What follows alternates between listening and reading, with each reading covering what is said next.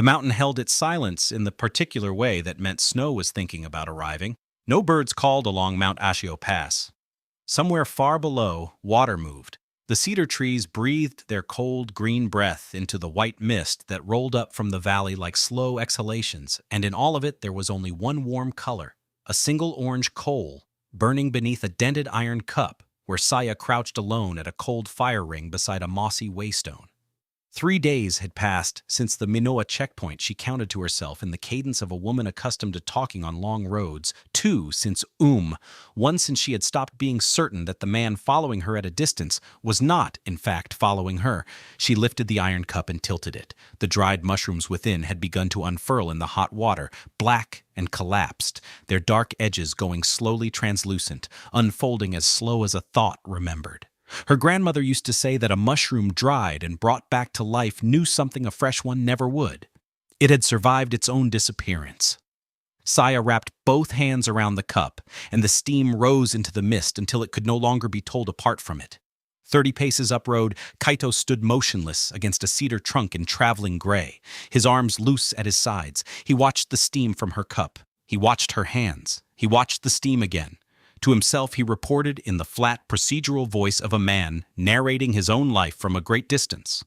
The subject had maintained a consistent northern route, deviating twice, once to avoid a checkpoint and once for reasons that remained unclear, that second turn carrying her in the direction of better mushroom ground. Then something fractured, almost inaudibly, beneath the flatness. He had been standing there for some time. He did not move toward her fire. He did not move away from it. It was then that Uma materialized from the mist on the uphill slope, moving with the controlled ease of a woman who had spent her professional life walking quietly behind men with swords. She wore a merchant's plain indigo coat and a wrapped bundle across her back, and she took in both Saya's fire and Kaito's stillness with exactly equal interest. She paused, looked at Kaito, looked at the fire, looked at Kaito once more. "Well," she murmured, pitching her voice to carry only as far as it needed to, "this is a crowded way station for a road no one is supposed to know about." She walked past Kaito as though he were a decorative post and descended toward the fire. He watched her go. Neither of them acknowledged the other's acknowledgement. Settled cross-legged on the opposite stone with the proprietary ease of someone returning to a reserved table. The silence between them was not unfriendly. "Whatever you're making smells like the reason people climb mountains," observed, genuinely curious in the manner of someone conducting an extremely relaxed interrogation. Saya answered dryly, finding her situation mildly funny rather than terrible. "It is mushroom and dried cedar berry broth. It is also the only thing I have, so I hope your opinion of it holds." With practiced efficiency, opened her bundle, produced a small ceramic jar sealed with wax and set it between them. "Fermented plum paste," she said offhandedly, as if placing a jar between two strangers on a mountain at dawn were entirely unremarkable. "From a village 2 days south. The woman who makes it has done so for 40 years, and she puts something in it she will not name, and I have tried twice to find out." Saya looked at the jar, then at something calculated behind her eyes. Not suspicion, not trust, but something between the two that was perhaps more honest than either. "You do not need to offer payment for a broth this small," she said quietly. "I'm not offering payment," replied, pleasant and revealing nothing.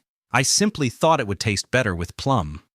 Across the small fire, the two women measured each other with the careful attention usually reserved for documents of legal consequence. Then Saya cracked the wax seal, and the smell of fermented plum rose into the cedar cold air, sharp and dark and somehow intimate. "She uses smoked vinegar," Saya said, with a brief unlocking of genuine feeling. "Whoever she is, she smokes the vinegar before she ferments. I tried to tell her she could sell that method for," Ume began, something like delight surfacing before she suppressed it. A sound came from the tree line. Both women went still. Kaito stepped into the firelight. He did not crouch, and he did not reach for his weapon. He looked at the fire the way a man looks at something that has been catching his peripheral attention for an embarrassingly long time. "The checkpoint at Cannon G reopened this morning," he said, every word a unit of exactly the required size. "The Ashio bypass you took will be watched by midday." The coal shifted. The mist was beginning to gray at its edges. "He has been standing in the trees for some time," Uma noted, voicing the words of a dangerous person with the tone of someone recounting minor weather. "I know," Saya said, the same dry warmth in her voice, though something watchful had entered her shoulders.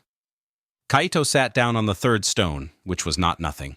The north route through the Kuroba Gorge adds 2 days. There is a shrine halfway up. The keeper may provide shelter. The shogunate's investigators, said silkily, do not typically advise fugitives on their shelter options. I am not advising. I am stating the geographic situation. His tone had the quality of a door neither opened nor closed. Would you like broth? Saya asked, and the question landed in the conversation like a stone placed very gently on a scale. Something moved through Kaito's face and was over before it could be named. After a beat, 1 beat longer than calculation required, he said, No. The mushrooms are good this year, Saya replied without emphasis, holding the cup out across the fire anyway. He did not take it. He did not refuse it a second time. The cup sat in the space between them. By mid-morning, the 3 of them walked single file along a stone-flagged path cut into a cliff face above a roaring gray river. Cedar and pine rose above. The gorge dropped sheer below, threaded with thin waterfalls on the opposite wall. Saya led, Uma moved in the middle with a bundle carrier's economy, and Kaito came at the rear with the expression of a man escorting prisoners to a place that happened to lie in the same direction he was going anyway. Someone had set a small stone fox idol at the last bend and wound red cord around it. I had a client once, Uma said to the air, a rice factor from Osaka who walked this road in summer wearing a city merchant's shoes. He lost both by the second day, negotiated the rest barefoot. Did he reach his destination? Saya asked, mildly entertained despite herself. He reached a very different destination than he intended, yes. There's a good handhold at the next carved marker, Saya called over her shoulder, not quite to Kaito, and not quite not. The left side, the right side has opened up. After several footsteps, Kaito answered, with the minimum possible expenditure of gratitude. Noted. He is writing it down internally, murmured, in a very official ledger. By late afternoon, they reached the shrine of the unmoving cedar, weathered to silver gray in its clearing, its torii gate listing 17 degrees to the left, its stone fox guardians wearing bibs faded to near white. Smoke rose from behind the hall. The offerings of dried persimmon and rice paper were recent. A figure emerged carrying an armload of wet cedar wood. Tall, thick-shouldered, somewhere in his 50s, wearing a shrine keeper's vestments grown so old with mountain work, they had become a different kind of garment entirely. He had the face of a man who, upon seeing 3 strangers at his gate, had already calculated all 19 ways this would go badly. No, he said preemptively, delivering the catastrophe before it could surprise him. Whatever it is, the road washed out 2 rai uphill. There's ice forming on the gorge steps. I have exactly half a sack of millet remaining, and the fox spirits have been unsettled for a week. There is no room. My name is Saya, she answered warmly, and though he had said something else entirely, I was a licensed healer cook on the Nakasendo. I have dried mushrooms, smoked vinegar plum paste, and cedar berries, and if you have a pot and water, I can have something ready before full dark. He stared at her. A healer cook. My grandmother walked this road, she said simply.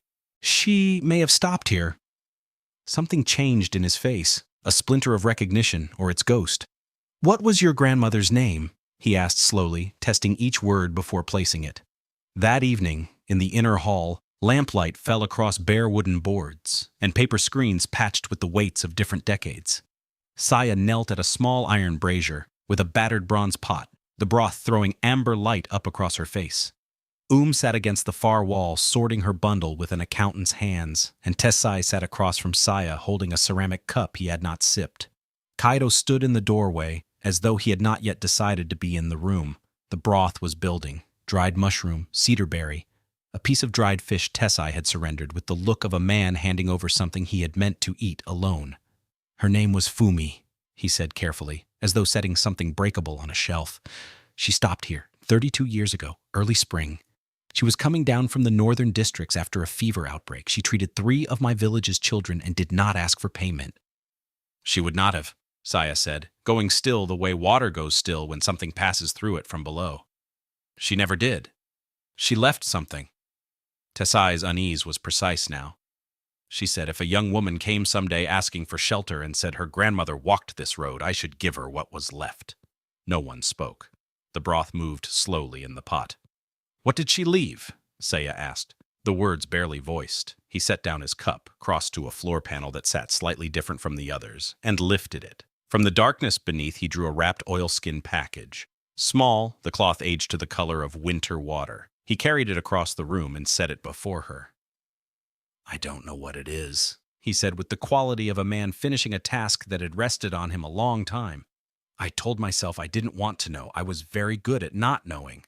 Saya unwrapped it, layer by stiff layer. Inside lay a small scroll no wider than her palm, sealed with wax the color of old pine sap. The seal was broken, not recently. The wax was cracked along an old line, opened once and then pressed imperfectly back. "It has been read," Kaito said quietly from the doorway, filing the fact and its implications in the same breath. Everyone looked at him. He looked at the scroll. "Yes," Saya said, very carefully not saying most of what was occurring to her. And she opened it. The room went quiet. Cedar smoke, lamplight, and rain arriving on the roof in soft percussion. She read aloud, her grandmother's words from 32 years past, falling into a room not ready for them, her voice steady and therefore audible to everyone in it. "To whoever finds you, and someone will find you, my heart, because you have my face and my road, and they will come for that. The broth recipe is not the recipe. The broth recipe is the key. Do not feed it to anyone you do not trust completely. The 9th ingredient is the door." Silence followed, and then nothing. Saya stared at the scroll in her hands with the expression of a person whose floor has just shifted beneath her in a way that explains every strange crack she has felt for years. Across the room, Uma did not move, but her hands had gone still among her bundle's contents, and she was listening now with the whole of her body.